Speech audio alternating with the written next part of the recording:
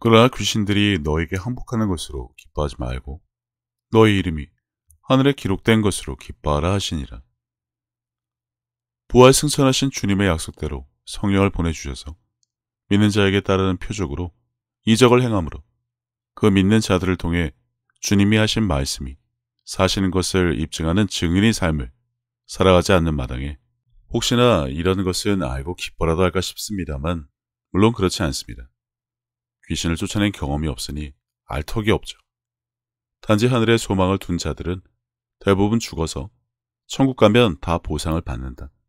거기에 가서나 맘 편하게 살자라는 어처구니 없는 말을 하면서 여전히 이 땅에서 겪는 모든 일들을 하나님의 시험인 연단으로 여기며 단지 사람의 노력으로는 능력 밖의 일임에도 불구하고 어거지로 십자가에 나를 못 박으려 하고 참아내는 삶을 살아오면서 오만상을 찌푸리며 누가 봐도 기쁨과는 동떨어진 찌든 모습을 보이기에 급급할 뿐입니다. 항상 기뻐하라. 쉬지 말고 기도하라. 범사에 감사하라. 이것이 그리스도 예수 안에서 너희를 향하신 하나님의 뜻이니라. 대부분의 교인들에게는 주님이 원하시는 믿음이 없습니다. 대신 그들은 여전히 결과를 봐야 믿는 수준에 머물러 자신의 오감으로 느낄 수 있는 것을 그것도 달라고 졸라서 받아내야만 가질 수 있는 믿음이라 착각을 합니다. 믿음 자체가 스스로 가져야 하는 것임에도 불구하고 잃어버린 풍선처럼 수시로 날려보내는 삶을 살면서 믿음이 없네, 믿음을 달라는 기도의 삶을 산다는 것인데, 그러다 보니 도마의 믿음처럼 눈으로 결과를 보고 답을 얻고 문제가 풀리고 기분이 좋아지고 나서야 기도 응답이네, 은혜를 받았네라고 하는 자들이 다니는 교회에서는 오직 믿음 대신에 오직 말씀이라는 구호만 외치고 있을 뿐입니다. 그러면 성불인지 연불인지 모를 성화를 이루어 간다는 자들이 왜 하나같이 말씀으로 삶을 다스리지 못하고 인간의 노력으로 무엇을 이루려고 할까요? 이것이야말로 불교적인 모습이고 게다가 카톨릭의 영향을 받아 성아무개가 되는 삶이 진정한 크리스찬의 삶이라는 착각들을 왜 하나 싶습니다. 정작 믿는 자들이 해야 할 일들에 대해 명령과 계명으로 주신 말씀은 하나도 실천하지 않으면서 도대체 왜 그러냐는 것입니다. 그래서 왜 주님 한 분으로 인해 기뻐하기는커녕 믿음으로 주님이 하신 일을 하는 것은 고사하고 주님께서 주신 말씀과 계명과 명령을 도무지 지키려는 시도조차 하지 않고 그저 내 생각과 감정에 허우적거리며 기뻐할 거리를 찾아 헤매이는 삶을 사는지 안타까울 뿐입니다. 왜 주님이 눈앞에 계셔도 물에 빠진 베드로와 같은 삶을 살아가는지 이유조차 모르면서 말이죠. 주 안에서 항상 기뻐하라. 내가 다시 말하노니 기뻐하라. 세상에서도 아니고 혼자서도 아니고 주 안에서란 말씀. 어떻게 하면 주 안에서 기뻐할 수 있는지 내 상황이나 처지와는 전혀 상관없이 기뻐하는 삶을 살 수 있는지에 대해서는 성령이 내주조차 이해하지 못하는 교회와 목회자들 그리고 신자들이 차고 넘치니 이것도 알 것이라 바랄 것은 없습니다. 나는 포도나무여 너희는 가지라. 그가 내 안에 내가 그 안에 거하면 사람이 열매를 많이 맺나니 나를 떠나서는 너희가 아무것도 할 수 없습니다.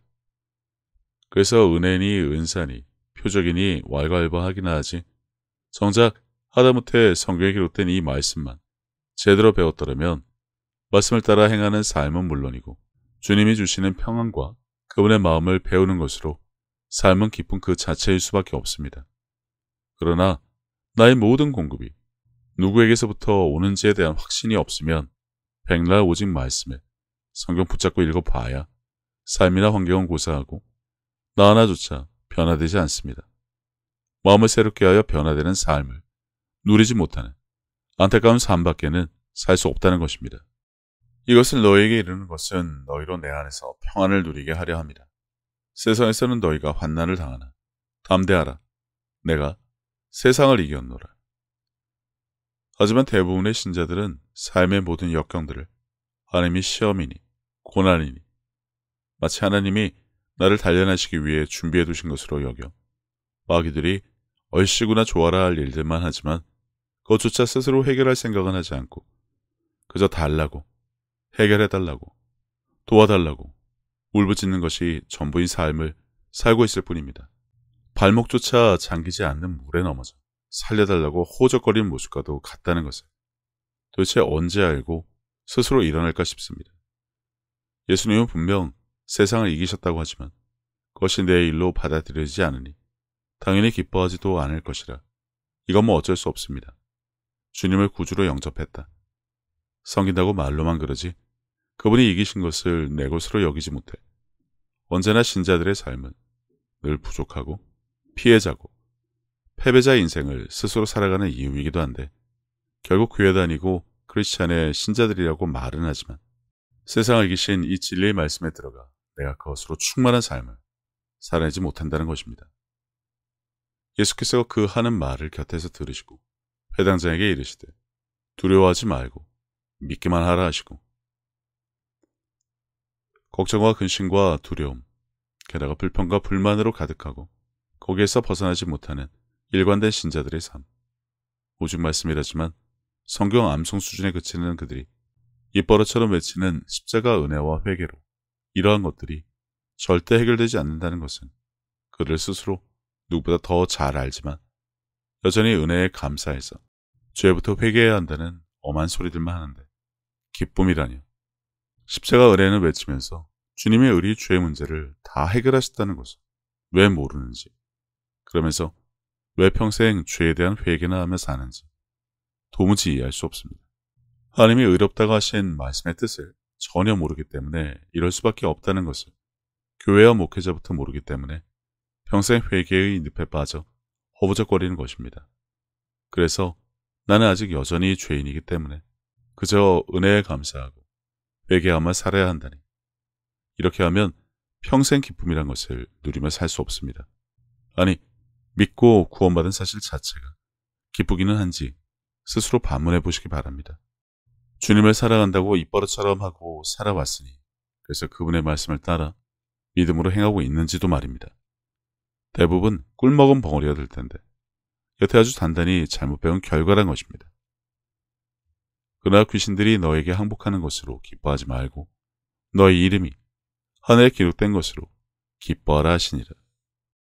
제자들이 세상에 나가 누렸던 기쁨조차 하늘의 별 따기로 여기고 그나마 그것조차 폄훼하는 교회와 목회자들, 교회의 성장, 부흥, 목회 성공이 삶의 목표이고 고작 삶의 문제 해결이 되어야 기쁘고 감사하는 이기적이고 기복신앙의 삶을 사는 것과 믿음으로 주님이 하신 일은 물론이고 그것보다 더 큰 일을 하는 것으로 인해 갖게 되는 기쁨을 비교하는 것조차 어처구니 없지만 이런 것조차 선택을 해야 하는 상황에 과연 기쁨이란 것을 나눈다고 한들 이해하고 공감하고 부르심의 소망에 대해 마음을 새롭게 하여 변화가 되기 원하는 자들이 없다면 무슨 의미가 있을까 싶습니다. 자학개그 수준의 믿음과 종교생활, 많은 설교와 신자들의 말을 들어보면 그들은 분명 잘못된 것을 전하며 알고 있을 뿐입니다. 이 일은 실감하기 전에는 전혀 알 수 없습니다. 오감으로, 추측으로, 예상으로 느껴질 일도 아니지만 그 기쁨이란 것은 말로 표현할 수 없습니다. 손을 얹어 예수 이름으로 명하니 질병과 귀신들이 떠나가고 죽은 자가 살아나는 그것을 보고 사람들이 믿고 주님을 구주로 영접하는 일이 생기는 것으로부터 오는 기쁨은 겪지 않고서는 당연히 알 수 없습니다. 그런데 이 일은 주님의 공생의 기간 똑같이 있었던 일인데 지금은 가뭄에 콩나듯 하죠. 여전히 이런 일을 하시던 예수님을 미워한 자들이 있었던 것처럼 그 일이 지금도 여전하고 정작 따르는 표적은 교회나 목회자마다 있어야 함에도 불구하고 단지 일부 사역자나 믿는 자들에 의해 겨우 그 명맥이 이어지고 있다는 사실에 주님이 알려주신 진정한 복음의 대가 끊어져 지금은 주님이 주신 말씀들, 계명들, 명령들, 능력과 행함은 사라지고 사람의 지혜와 설득력만 가지고 오직 성경을 파고들어 지식으로 가지려는 헛된 노력과 행위로 인한 구원, 여전히 붙잡고 늘어지는 율법 등 엄한 것에 더 관심을 두고 있다는 것입니다. 새해를 맞이하며 교회마다 신자마다 지난해에 있었던 일에 대한 감사와 올해 저마다의 목표와 바람, 그리고 희망과 비전들이 있을 것입니다. 교회를 개척하고 제자를 삼겠다. 몇 명을 전도하겠다. 헌금을 얼마 하겠다. 좋은 직장으로 이직하게 해주셔서 감사하다. 합격과 취업을 기도한다. 가족의 건강과 구원, 그리고 교회에 출석하는 것 등의 해마다 있던 일들이 반복해서 있을 것입니다. 그런데 분명한 것은 고작 이것이냐는 겁니다. 간혹 제자 삼는 교회가 되겠다. 하나님이 기뻐하시는 일을 하겠다. 하나님의 뜻대로 행하겠다. 하나님의 일을 하겠다. 주님과 동행하는 삶을 살겠다고도 하지만 정작 그것이 무엇인지 무슨 뜻인지조차 모르고 앵무새처럼 그저 말로만 떠들어댑니다. 내가 진실로 너에게 이르노니 나를 믿는 자는 내가 하는 일을 그도 할 것이요 또한 그보다 큰 일도 하리니 이는 내가 아버지께로 갑니다.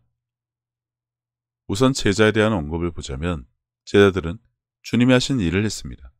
그러면 지금 시대의 제자란 것도 같은 일을 해야 하지만 그런 제자가 없습니다.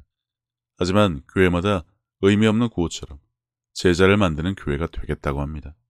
뭐 하는 제자를 만들겠다는 것인지 제자를 만들 능력은 되는지 알고 싶지도 않습니다. 바울과 베드로처럼 올바른 복음만 전해도 성령을 받게 하는 것이 당연하지만 그 일조차 하지 못하는 교회가 무슨 제자를 양성한다는 것인지 신학교 졸업생처럼 성경 공부만 수료를 말하는 것인지 도무지 모르겠다는 겁니다. 단지 지금 교회와 목회자를 따르는 충성된 자가 제자일까요? 그렇다면 그들에게 주님이 함께 하십니까? 성경에 나온 제자들과 같은 일이 지금도 여전히 일어나는 그래서 주님의 제자라고 하냐는 것인지 그냥 물어나 봤습니다. 어차피 의미 없는 구호와 같은 말이라 궁금하지 않습니다. 나더러 주여 주여 하는 자마다 다 천국에 들어갈 것이 아니요 다만 하늘에 계신 내 아버지의 뜻대로 행하는 자라야 들어가리라. 믿는 자에게 따르는 표적을 폄훼하는 자들이 악용하는 구절이죠. 도무지 알지 못하겠으니 내게서 떠나라고 하신 이유조차 모른 채 무조건 주의 이름으로 표적을 행하면 안 된다고 거품을 무는데 무슨 제자를 양성한다는 것인지 어처구니가 없다는 것입니다. 누군지 자기 십자가를 지고 나를 따르지 않는 자도 능히 내 제자가 되지 못하리라. 다른 것은 능력 밖의 일이라 다 접어두고 오직 십자가를 지고 십자가에 못 박으려 들려는 자들도 지천에 깔리는데 이것도 고행처럼 죽을 힘을 다하면 될 것 같기도 한데라는 착각들을 갖고 있어서 이 부분은 다음 영상에서 나누도록 하고 외식하는 서기관이나 바리새인처럼 구는 자, 표적에 따르는 자들 중에도 이런 자들이 있습니다. 교회 목사 중에도 불륜이나 성도 강간하는 자들은 물론이고 교회 헌금을 횡령하는 자들이 있고요. 누군 성령이 임하셨는데 어떻게 그럴 수 있냐고 하던데 교회 목사들은 성령이 내주 없이 여태 교회 운영을 해서 그런 짓을 했던 것일까요?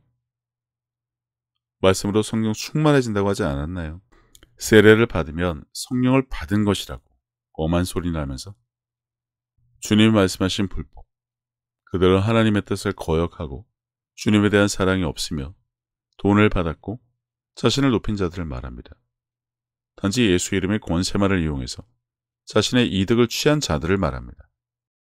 자신의 왕국을 만들고 스스로 높아지기를 원했던 자들을 말합니다.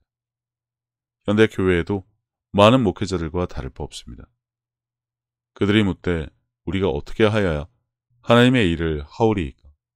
예수께서 대답하여 이르시되 하나님께서 보내신 일을 믿는 것이 하나님의 일이니라 하시니 주님을 믿는 것이 하나님의 일을 하는 것입니다.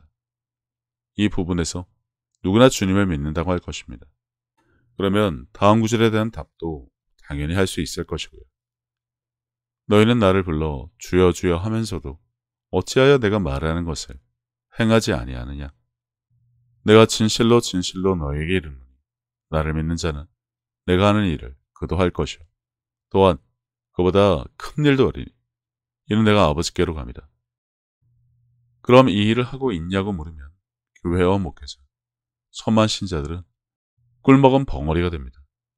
주님은 분명 아버지께로 가셨고 보좌에 앉아 계시면서 약속대로 성령을 보내주시고 계십니다. 지금 이 순간에도 계속해서 말이죠. 오순절 사건을 단발성 이벤트로 여기는 억지는 성경에 대해 정말 무지한 자들이 어거지를 부리는 것일 뿐입니다. 그 후 바울과 베드로에게 어떤 일이 있었는지 버저히 성경에 나와 있고 그들이 성령을 받고 방언을 말했다는 것이 증거이니 현명한 판단을 하기 바랍니다. 그래서 지금도 이 일이 교회에 혹여나 일어나야 하지만 전혀 그렇지 않고 근심과 걱정, 부족과 필요를 위한 기도와 이미 해결된 죄의 문제나 붙잡고 십자가 은혜의 간격이나 하는 회개만 중구장창하니 이걸 어떻게 교회라고 할 수 있는지 도무지 이해가 가지 않습니다. 강남 대치동의 질비한 학원처럼 성경풀이 학원으로 전락해서 그것만 잘하면 된다는 교회와 목회자 그리고 신자들이 차고 넘칩니다. 크리스찬이라면 믿음과 사랑 빼고 남는 것이 없는 자들이어야 합니다.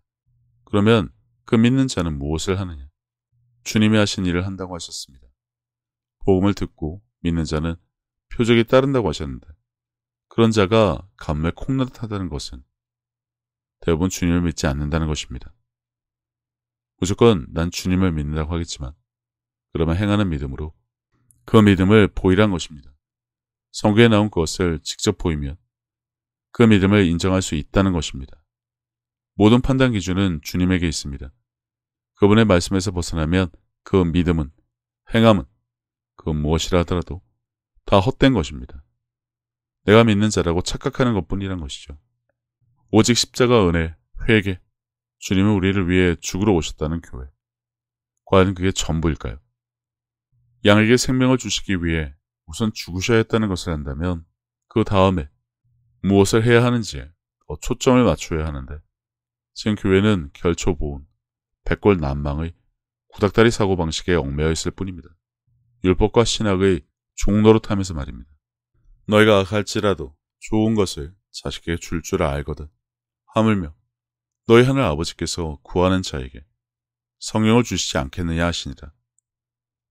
오직 말씀이라는 뜬구름 잡는 소리나 하지 이것을 구하지 않습니다. 성령의 감동과 내주조차 구분하지 못합니다.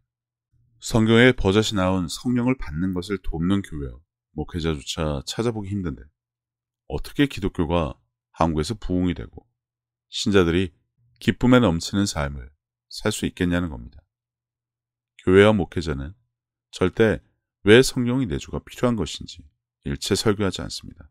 주님이 하신 일을 이어서 똑같이 하려면 필수 조건인데 주님의 일을 하려고 될 생각조차 하지 않으니 성령을 받는 당연한 일조차 한국 교회에 만연하지 않습니다.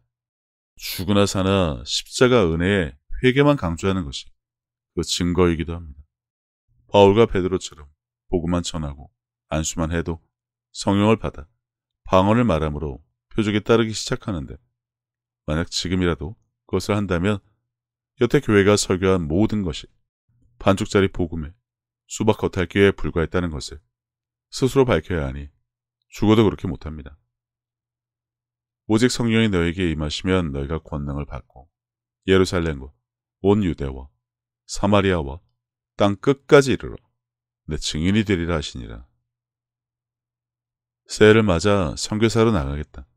전도를 하겠다는 엄한 생각을 하기 전에 분명히 준비가 되었는지 스스로 점검해야 합니다.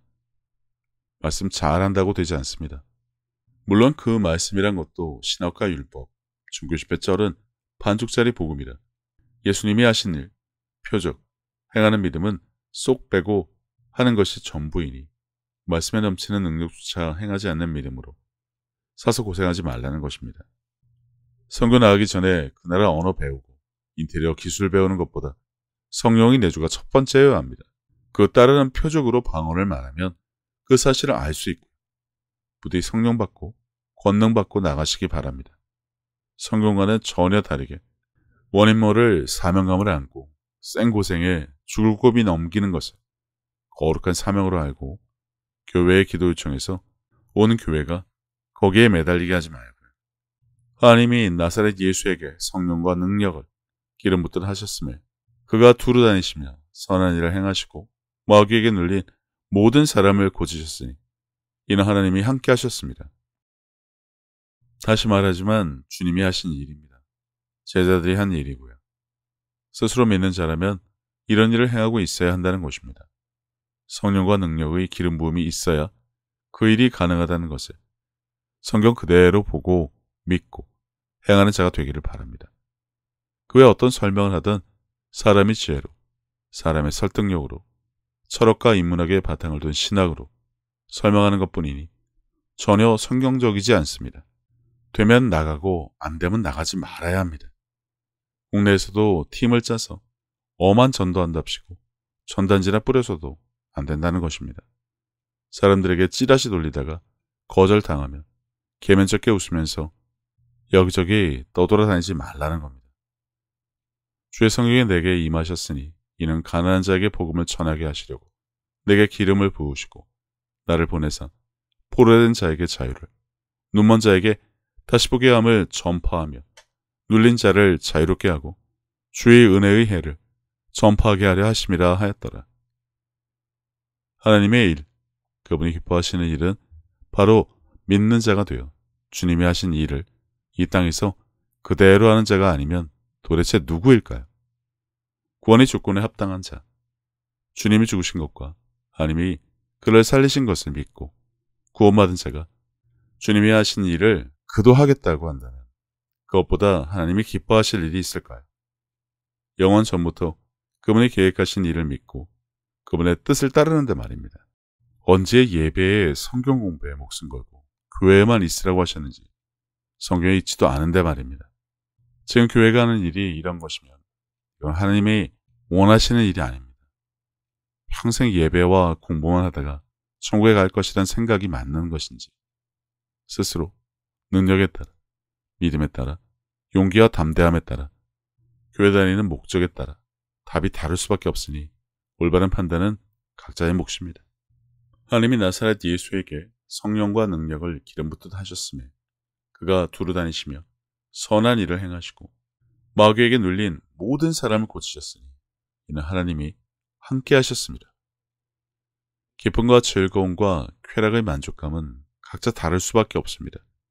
그런데 대부분의 신자들은 근거 없이 주님 때문에 기쁘고 감사하다고 입버릇처럼 뜻도 모르고 말하는데 단지 그것이 십자가에서 내 죄를 대신해서 죽으신 것 때문이라면 성경을 읽고 받은 감동 때문이라면 그게 하나님과 주님이 원하시는 것인지 당신이 할 수 있는 최선의 것인지 생각이라도 했으면 합니다. 계명과 명령은 언제 실천할 생각인지도 말입니다. 십자가 복음을 전하고 회개와 성화를 위해 오직 말씀이라고는 하지만 말씀의 능력을 발휘하지도 못하고 따르는 표적도 없고 주님의 일을 할 생각조차 하지 못하니 정작 아무것도 변하지 않고 나타나지도 않고 기쁘지도 않은 지금의 종교생활. 조금만 더 열심을 내어 기도하고 예배드리면 그리고 더 간구해서 구하면 내 기도를 들어주실 것이라는 헛된 소망들에 붙잡혀 언제까지 제자리 걸음을 할 것인지는 언제나 각자의 선택이고 책임일 뿐입니다. 신앙생활과 진정한 기쁨은 단지 나의 기쁨이나 즐거움 그리고 만족을 위한 것이 아니라 하나님이 원하시는 주님이 원하시는 것을 행하는 것을 통해 그분이 지금도 여전히 살아계심을 증거하는 삶에 있다는 것을 알게 되시기를 바랍니다.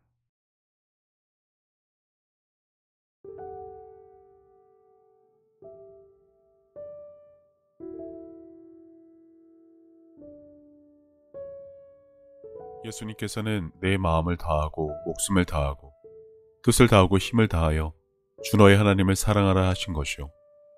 둘째는 이것이니 내 이웃을 내 자신과 같이 사랑하나 보다 더 큰 계명은 없다고 하셨습니다. 생각해보면 믿는 사람들은 이미 하나님께 받은 것이 너무나 많은 것을 아는 자들입니다. 예수님을 통해 죄사함과 구원을 받은 것부터 시작해서 살아 숨을 쉴 수 있는 공기와 바람, 맑고 푸른 하늘과 마실 물, 그리고 땅과 그 위와 아래의 많은 것들, 이미 오래전부터 내 주변에 있어 왔으니 당연한 것으로 여기며 우리는 여전히 값없이 공짜로 받아 그것들이 감사함을 잊고 살기는 했지만 그런 것 말고도 하나님으로부터 받은 사랑과 평안에 대해 생각하자면 끝이 없습니다. 하지만 사람은 하나님으로부터 받은 그 많은 은혜를 갚을 방법이 없습니다. 그래서 하나님께서는 내 이웃을 내 몸같이 사랑하는 것으로 그것을 대신 갚으라고 하신 것인지도 모릅니다.